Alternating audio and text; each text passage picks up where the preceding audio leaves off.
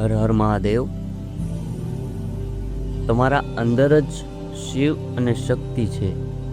જાણો કેવી રીતે. અથવા જીવન બદલવું હોય તો આ સત્ય સમજો. શિવ મન છે તો શક્તિ ઉર્જા છે. બંનેને સંતુલનમાં લાવો અને જીવનમાં સફળતા મેળવો.